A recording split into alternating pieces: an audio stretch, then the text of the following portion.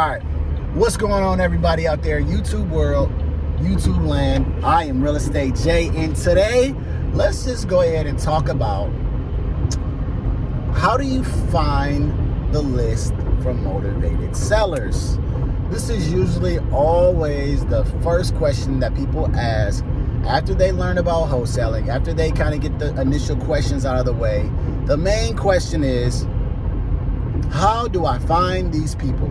So I'm going to create a video today that goes over 5 lists that you can use to start finding these motivated sellers. This may be the only video that I make about this. So I'm going to drop as much detail in this video because if someone else asks me, I'm going to have to tell them to find this list, and this is going to be the hidden gem video. I'm literally going to go into detail. I'm going to explain what the list is very quickly, how to request for that list, and then a good marketing strategy for that list. So that's exactly what I'll do. I'll answer those 3 questions. How do I get the list? Right? No, sorry. What is the list? How do I get it? And what's a good marketing strategy for it? So let's get into it. First one, tax delinquent list.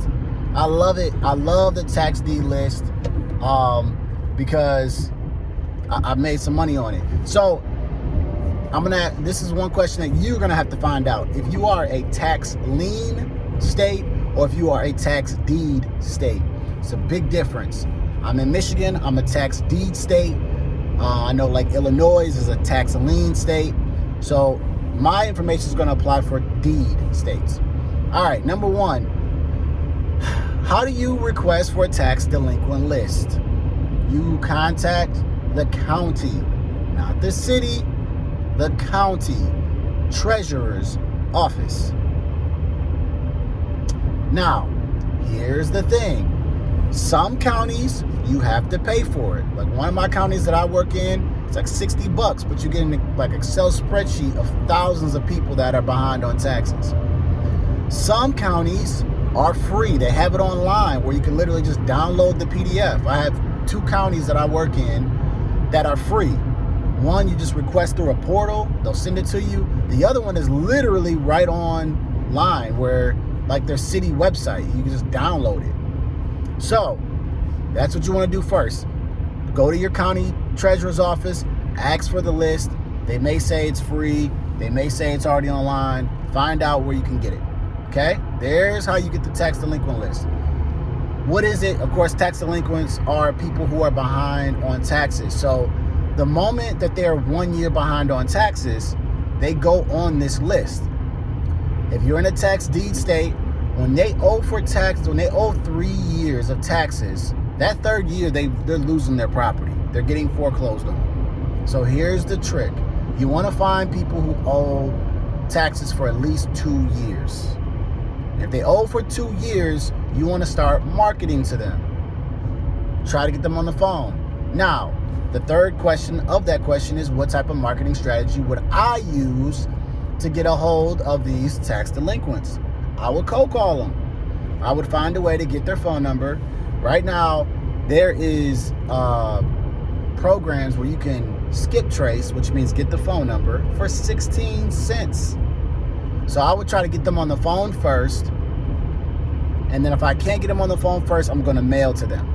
Okay, so there's your marketing strategy for that one. Now, let's talk about Coviolation, the second list. This is my favorite list just because it just helps with the other list.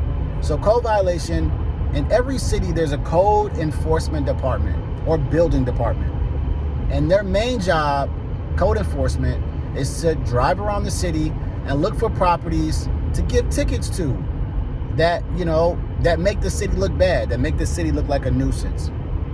So if they see a house that has tall grass and it needs to be cut, they send them a violation. Cut your grass. If you put your trash out early, they literally drive around, they'll give you a violation. If you leave trash and debris just laying around your property looking super sloppy, boom, they tag your house. And then they take all of those tickets and violations and they put them in a system. And there's a way that you can request for code violations. Where do you request for code violations? Well, it's a city-based thing, so you're going to contact the city, and you have to fill out a FOIA request. FOIA stands for Freedom of Information Act, and in the very J way of explaining it, it's just a way to request for public information because you are a U.S. citizen and you are entitled to do so because of that act. So you're gonna have to find a FOIA form for that city.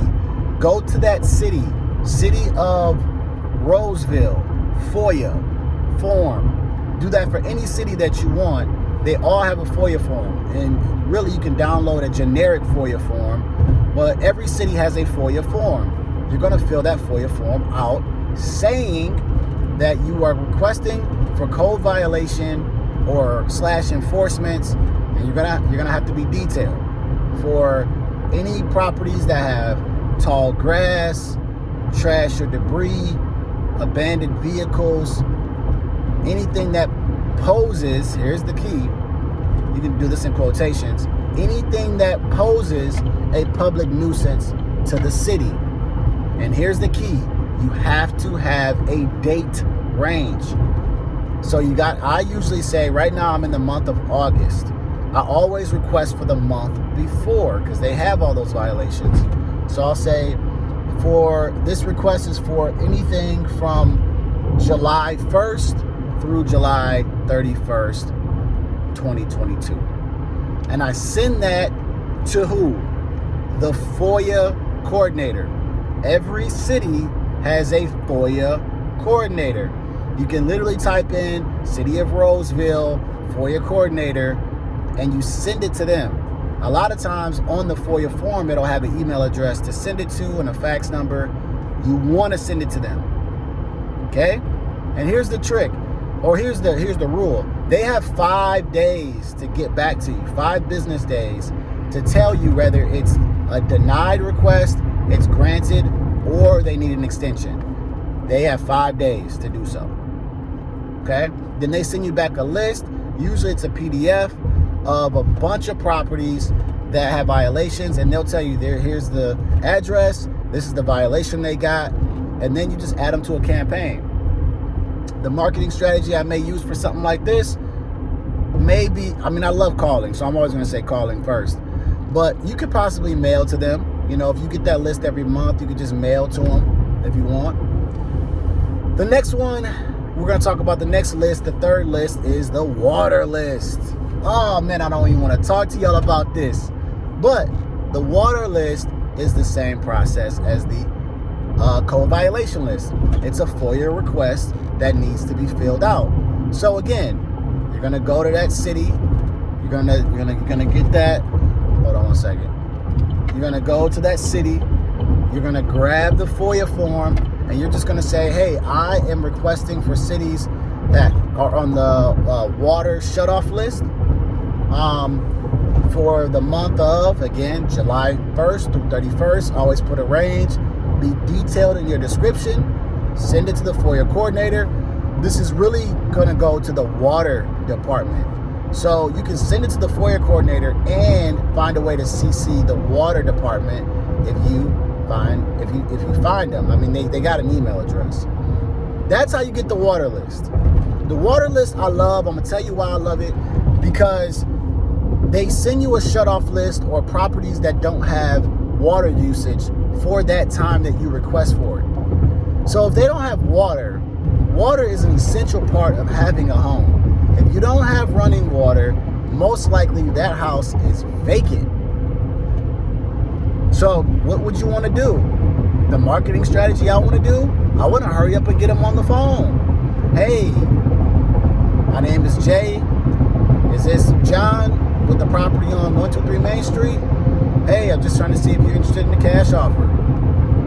That's what I would do. You know, I would mail second, but I would call them on this because you want to get them on the phone and find out immediately why this house doesn't have any running water. Now, you're not going to ask him, but he's on your list. So there's your third list. Same as the code violation. Find your FOIA coordinator, send them a request for the water list. Now, fourth list I'm going to talk about is the pre-foreclosure list. This is also a good list as well because, I mean, it's time sensitive. Like, they have to hurry up and find a place or hurry up and find a way to work with the bank.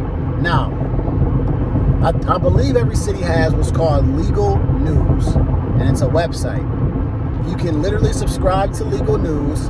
For one of my counties, it's like $80 for the entire year. And you can sort it by pre-foreclosures. And every single week, there are new pre-foreclosures that are hitting, not the market, but new pre-foreclosures that are out there. And they're all facing that first sheriff sale, where if it goes to sheriff sale, when somebody buys it at the sheriff sale in my state, they've got 6 months redemption period after that day, and they lose the house. So you go to legalnews.com, sign up for it, and then sign up for just the pre-foreclosure notifications. Start writing down those addresses, and what I would do, call them. You want to call these people. It's time sensitive. They only got a couple weeks until, by the time it hits Legal News or out to the public, they only got a couple more weeks till sheriff sale. And the best time to work out a deal is right before the sheriff sale, because you can take over the property, be a subject to. You might be able to wholesale it if you're looking to do that, or buy the property. After that sheriff sale, there's only one price. It's the redemption price. And then you have to pay that in full in order to take ownership of the house. So how do you request it? Go to legalnews.com. There are other softwares out there that will give you it for free. You can also go to your county. Like, if you really want to go the long route, go to your county. I think go to the city clerk's office. And then they're going to have pre-foreclosures every week. And again, I would call them. And here's the last one. Driving for dollars is another way to find motivated sellers. Why? Because if you pick a city and you start driving around, you're looking for the house that looks distressed. You're looking for that house that looks out of place, that just looks odd. And you'll know when you start driving around like a nice neighborhood and you start seeing this one house, gutters falling down, tarp on the roof, overgrown grass, stuffed mailbox, windows busted, no window treatments, you're looking straight through the house, garage is messed up, like trash and debris everywhere, a car sitting, looks abandoned. I just literally named all the stuff for like a Coviolation list, by the way. You're driving around to look for that. And when you find those houses, you write them down or put them in your phone. You take those addresses, and later on, you can put them all in a spreadsheet, and you get the phone number. You find a program, Skip Trace program, just an online website, and you get all of those phone numbers, and you start calling that homeowner. I would call them first, and I would mail them next, and I would mail them for the next year. Don't just mail them one time. I would mail them every single month for the next year. And again, you're looking for houses that look distressed. I found many homes that I put under contract from driving for dollars, just driving in the neighborhood and seeing that the house looked like it was, at least looked off. You can tell. So that right there, you don't have to send it to anyone. You just find them, and then you put them in a Skip Trace program and call them and mark it. So this is a detailed, that's it now. I gave y'all 5 lists to find motivated sellers, and literally you can start today. So this is a raw video, no editing behind it. I just picked my phone up because I'm actually heading to my 9 to 5 right now, and I wanted to just share a video and say, yo, this is how you do it. Well, I'm not heading to my 9 to 5, but you know what I'm saying. Anyways, I wanted to share that 5 different ways to find lists to start marketing to for motivated sellers. All right. So that's gonna be it for me. I want y'all to like this video, subscribe, and I want you to share. And I hope that you guys do find motivated sellers and get some deals going, right? So keep moving, keep learning, keep growing, and I'm gonna see y'all at work.